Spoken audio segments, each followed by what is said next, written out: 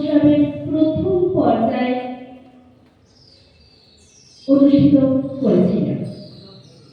তাছাড়াও আমরা প্রতি বছর থিয়েটারের সেমিনার এবং থিয়েটার কর্মশালা করে থাকি এবং হাওড়ার বিভিন্ন বিদ্যালয়ের ছাত্রছাত্রীদের নিয়ে আমরা থিয়েটার কর্মশালা এবং শিশু কিশোর নাট্যোৎসবের আয়োজন করে থাকি।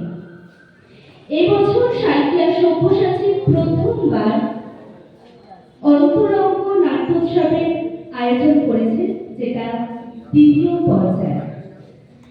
এই অনুষ্ঠানের শুভ সূচনা করার জন্য মঞ্চে আমি আসার জন্য অনুরোধ করছি থিয়েটার সাইনের পরিচালক শুভজিৎ বন্দ্যোপাধ্যায় মহাশয়কে এবং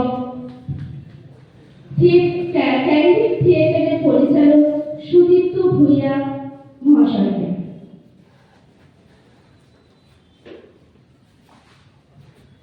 আমাদের অতিথিদের বরণ করে নেবেন সাহিত্য সব্যসাচীর সদস্যা প্রাপ্তি দাস। চন্দ্রলেখ ফোটার মাধ্যমে আমাদের অতিথিদের বরণ করে নেবেন প্রাপ্তি দাস।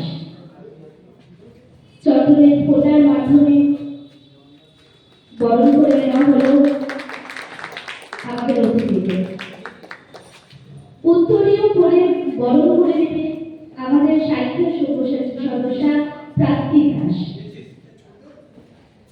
থিয়েটার সাইনের পরিচালক শুভজিৎ বন্দ্যোপাধ্যায় মহাশয়কে বরণ করে নিচ্ছে উত্তরীয় পরিয়ে প্রাপ্তি দাস।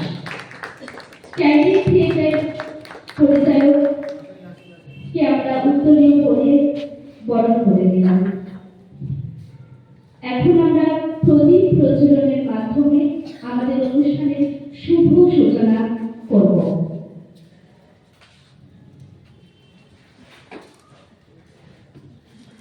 প্রদীপ প্রজ্বলনের মাধ্যমে সাহিত্য সব্যসাচীর অন্তরঙ্গ নাট্যোৎসবের শুভ সূচনা করব।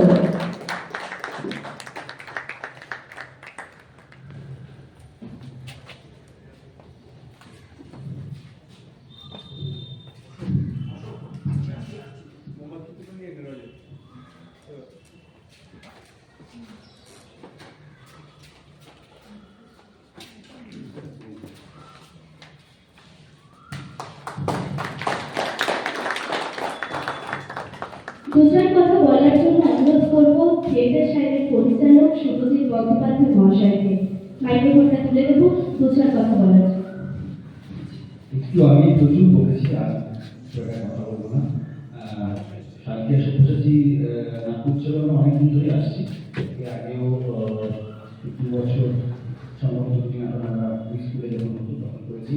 রিসেন্টলি ওদের নামকোপা মঞ্চে উৎসবের প্রসেনিয়াম যে বিভাগ ছিল সেখানে আমরা আমাদের নাটক করছি। আজকে এই স্পেসটা আমার পরিচিত, কারণ এখানে আমরা পোস্টমাস্টারের আরও একটু শুরু করেছি বছর 2 আগে। তো সাহিত্য সব্যসাচীকে আমার কৃতজ্ঞতা জানাবো এইটুকুই। অনেক ধন্যবাদ আমাদেরকে একটি নাটক করে নেওয়ার পরেও আবার আরও একটি নাটক করা ওই সাহস করার জন্য এবং ডাকার জন্য। তবে সকল সদস্যদের আমার কৃতজ্ঞতা, ধন্যবাদ। এইভাবেই উৎসব বিভিন্ন জায়গায় ছোট ছোট স্তরে ছড়িয়ে পড়তে চাই, যেটা আমাদের কাজ আরও অনেক ধন্যবাদ। এইভাবেই কাজ করে যায় আমাদের সকল টিম। থ্যাংক ইউ, ধন্যবাদ। অনেক ধন্যবাদ। ক্যান্ডিড থিয়েটারের নাট্যদলের পরিচালক সুদীপ্ত ভূঁইয়া মহাশয়কে দুচার কথা বলার জন্য অনুরোধ করব। ধন্যবাদ। ক্যান্ডিড থিয়েটারের প্রথম সব্যসাচী উৎসবে আমরা এলাম। সবচেয়ে বড় কথা, নতুন বন্ধু হলো হাওড়া যে নাট্যদলগুলো যেভাবে কাজ করছে এখন বর্তমানে, সেটা খুব গুরুত্বপূর্ণ হয়ে দাঁড়াচ্ছে পুরো বাংলা থিয়েটারের মানচিত্রে। সাহিত্য সব্যসাচী এবছর প্রথম অন্তরঙ্গ নাট্যোৎসব আয়োজন করেছে। আসলে আমাদের অন্তরঙ্গ স্পেসে কাজ করার চেষ্টা করি বা ভাবনা চিন্তা করি। এখন এই মুহূর্তে দাঁড়িয়ে এই ধরনের থিয়েটার আরো বেশি হওয়া প্রয়োজন বলে মনে হচ্ছে, কারণ থিয়েটার যাতে আরো ফ্লেক্সিবল হয়ে ওঠে তার একটা ব্যাপার হচ্ছে, কারণ এইখানে থিয়েটার হতে পারে এইটা বোধহয় আমরা একসময় ভাবতেই পারতাম না। কিন্তু আজকে আপনারা দেখবেন একটু পরে পোস্টমাস্টার, তারপর মাল্যবান, কালকে মাঘ এবং আরো একটি প্রযোজনা। এই প্রযোজনাগুলো কিন্তু মূলত এই ধরনের স্টেজের জন্য তৈরি করা, যেখানে অল্প মানুষের সঙ্গে খুব অন্তরঙ্গভাবে ভাবনা আদান প্রদান করার একটা চেষ্টা চলে। সব্যসাচী এই উদ্যোগে সামিল হয়েছে, তার জন্য অভিনন্দন। সব্যসাচী আরো এগিয়ে চলুন।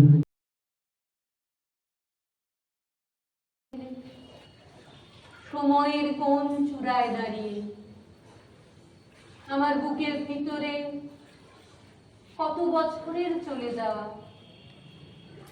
আমি কান পাতলে আমার দু পায়ের শব্দ এক টুকরো জমির আওয়াজ থেকে সরে সরে পশ্চিমে ক্রমে সন্ধে রাত্রিরে ক্রমে হৃৎপিণ্ডের আলাদা স্তব্ধতার কাছে।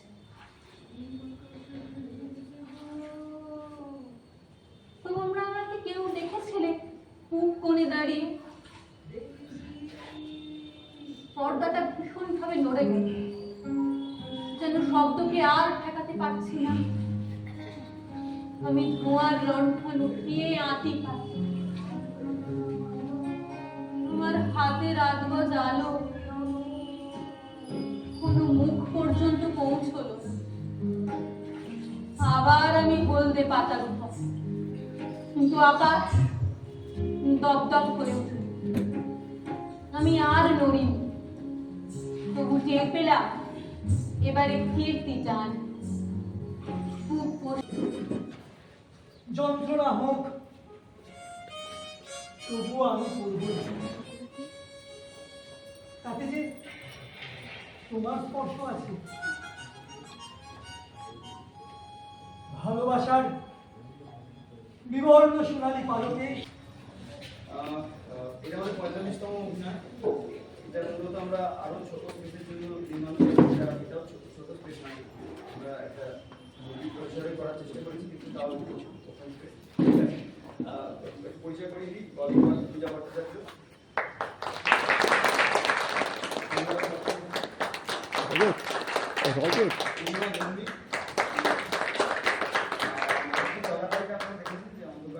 প্রায় শুধুমাত্র যা এখান থেকে যা তৈরি হয় অনুভূতি সেই কাজে লাগিয়ে অনিরুদ্ধ।